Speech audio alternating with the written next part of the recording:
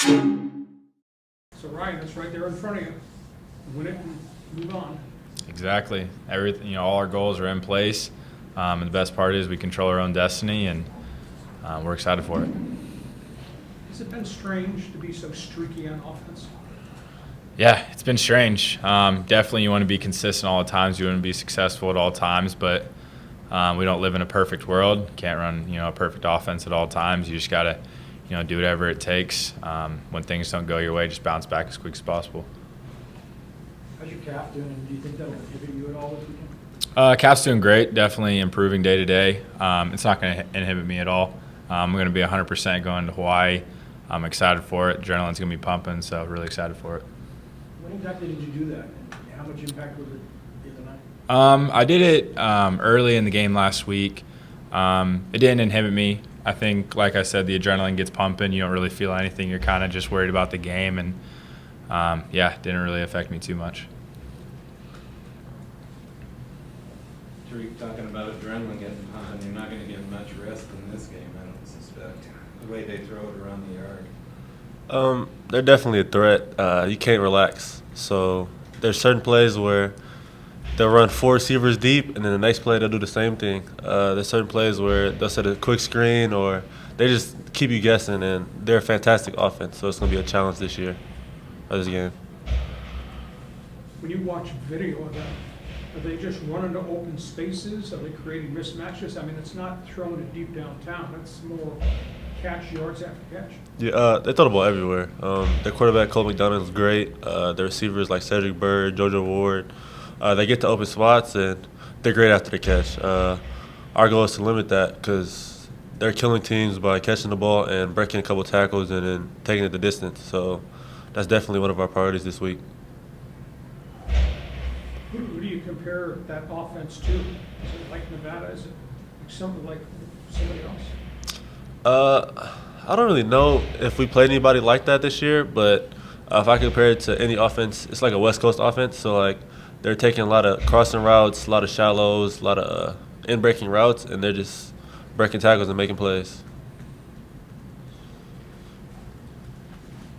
Ryan, how much are you thinking about last year's game? And it went down to the wire in overtime. Is the team talking about that at all? Are you guys trying to put that in the back of your mind, or is this kind of a revenge game for you guys?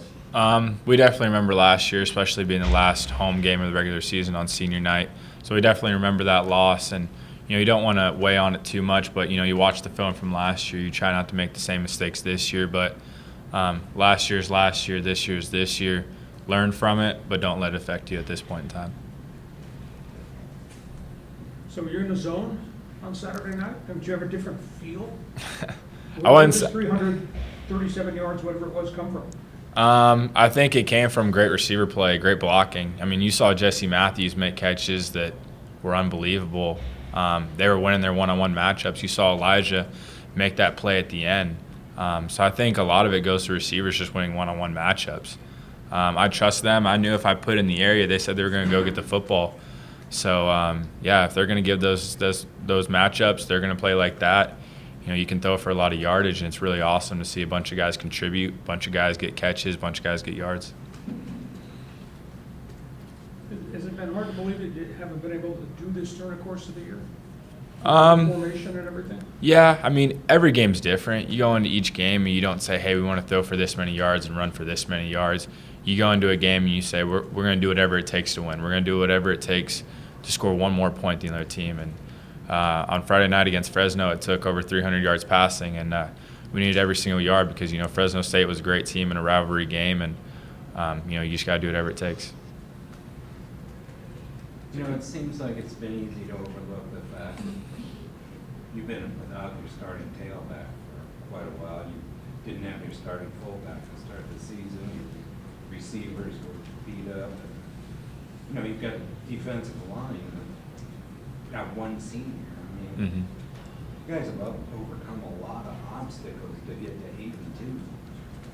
Yeah, we have, and I think if you look at it, you look at most teams in the country, no team's going to say they're healthy. Everybody's hurting at this point, and that just goes to what we were doing in the offseason with Coach Hall, that it's next man up. Just because you're in there and you weren't the star at the beginning of the season doesn't mean we're not expecting production from you. Doesn't mean we're not going to expect to win.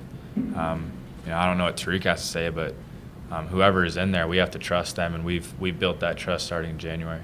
How satisfying has it been, Tariq, to kind of be shorthanded in some cases, but still be where you are? To be honest, our mentality is next man up. So we can be shorthanded in whatever way, but I feel like I trust the next guy to make a play. Our D-line has been fantastic. Like you said, we only have one senior, but the underclassmen, they play like they're upperclassmen, and they just have a chip on their shoulder to prove everyone wrong, and they're doing a great job. You guys feel like the expectations you guys have created in this program are a little out of control? I mean, you guys are 8-2 right now, and people still talk about a loss to Nevada. And you guys, win at Hawaii, you go back to the Mountain West Conference Championship, but everybody better, you better win at Hawaii, or you better get to the Mountain West Conference Championship. You guys like that pressure on the outside, or you guys think it's a little too much? Do you think it's out of control? We love that pressure because people wouldn't put those expectations on you if they didn't believe you could achieve it. It'd be one thing if people were like, "Oh, I can't believe these guys are 8-2." I'm kind of glad people are not as happy as they want to be at 8-2 because it means they expect a lot out of us, and we expect a lot out of ourselves. And yeah, we're 8-2 and we're happy, but we feel like we could, easily have won another game or two. But that just goes to show we have a lot of confidence ourselves. We have a lot of people who have confidence in us, and as long as we go out there and do everything we can, we're going to put our best foot forward. We're going to try to win as many football games as we can, and we try and do that every single time we step on the field. Tariq, how critical is making tackles against these receivers once they get open so it doesn't become big-time yards after catch? I mean, is there an enormous pressure on the back five? Enormous pressure. That's where we can win the game. If we can limit their catches to no yards after the catch, that'd be huge for us as a defense because they're breaking so many tackles. They have very elusive receivers and running backs that they can make you miss. So our goal is to stop all the yards after catch because that could kill us. Is there an intangible you can describe what Brady Hope has meant coming back here? Whether it's loudness in the room or demanding in the huddle or whatever. Coach Hoke is one of those coaches that always encourage you. You can make a mistake and he'll get on you for it, but he'll tell you that you can make the right decision or the right play. He's one of those coaches that try to give you that energy that you need to keep going. And for me, he's not my position coach, but he's also another ear that you can listen to because he just has a lot of knowledge of the game and just been tremendous for our defensive staff. Has the persona of the defense changed?